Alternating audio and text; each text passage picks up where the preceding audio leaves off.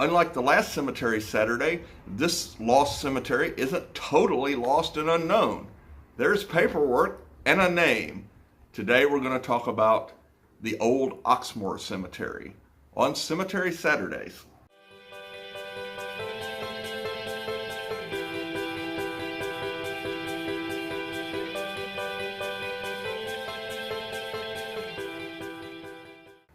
This cemetery is, just like the last one, an abandoned cemetery that's off in the woods. It is near the intersection of West Oxmoor Road and Shannon Oxmoor Road. At one point, the Boy Scouts, as a project, cleared the cemetery off. They put a sign up, but guess what? It's all gone now, and the cemetery is vastly overgrown. Almost all of the graves in this cemetery are totally unmarked. There are just very neat depressions in the ground in nice rows, so you can easily see where they're at, but there's no rocks, no markers, no nothing until you get to the top of the hill.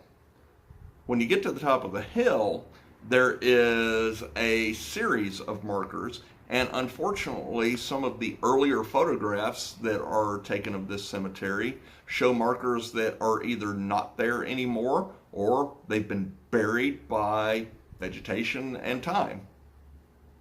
The survey does reference a stone, just a sandstone marker that didn't have a name on it. It just had a date scratched on it that said March 4th, 1877.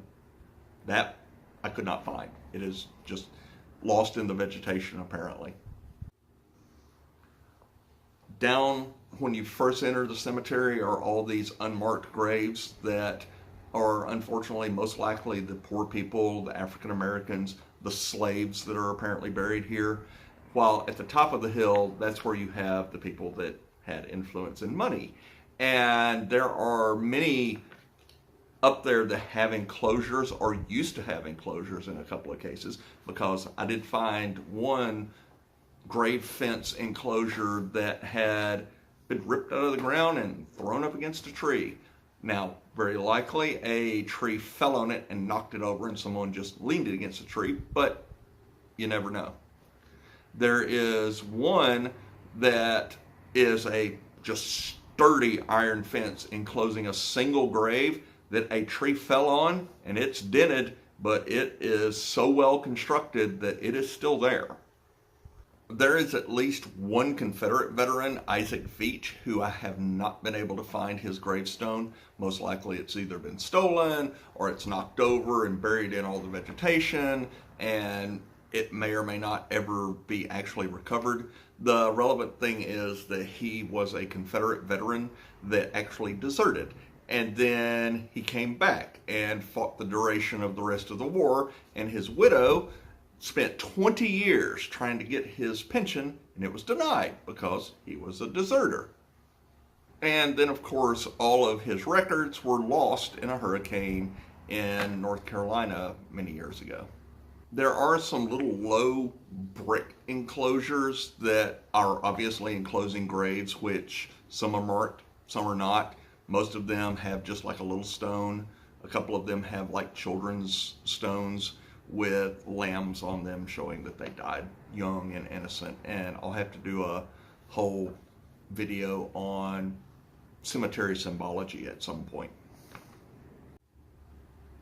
There is one brick enclosure that's fairly substantial. It appears to be mostly unmortared, just stacked bricks, but it's 2.5 feet tall with little towers on the corner, and inside the overgrown enclosure are 3 brick cairns, which are unmarked. So it's an impressive enclosure for unknown people. There's one enclosure that is fairly impressive. It is 3-foot tall concrete pillars with metal poles surrounding it. Unfortunately, inside there's no markers. You know there's a grave there, and it's a grave of somebody important because it's got this enclosure, but we don't know who. There are a couple of examples of just a substantial block of stone with a smaller footstone, but there's no names or dates that you can see. It's not even like it's worn away, because you can actually see the stonemason's carving where they carved it into the block, but there's no marker of any kind. So it's a marked grave that's not a marked grave. There are a couple of examples where either the grave has greatly collapsed, animals have dug, or somebody has dug. I'm hoping it's not the last. When you're going through this cemetery, please be careful of those kind of things, because there are some substantial holes where if you step in it, you could break something. One piece of advice: when you go tromping through the woods looking for these cemeteries, always be careful. There is snakes, poison oak, down trees. God forbid you should step on a grave and it actually collapses under you. Most of these graves are collapsed, and you will be walking over one and you'll find another one the hard way. Links to all this various information is in the show notes below this video. Also, if you would, please click the subscribe button so you can get notified when I do these, which is generally every Saturday, which last time I didn't. I'm amazed I actually pulled it off this time.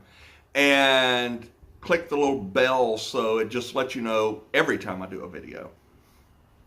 Then, of course, also, please sign up on Patreon and help support this little endeavor I've got going. It doesn't take much, a buck. I can even afford $1 usually. And don't fear that I'm just going to suddenly make a dozen videos, because Lord knows I have trouble doing one a week. And I have scheduled others, for the Birmingham history tours, the ghost walk, etc., and haven't done those yet, but they're supposedly going to happen.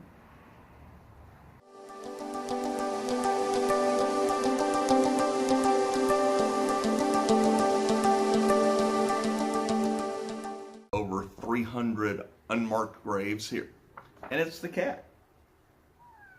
Meow. Hello. And this is one of my kitties. This is Miss Wiggles, one of my kitties, who is trying to make sure I can't do today's video. Mwah.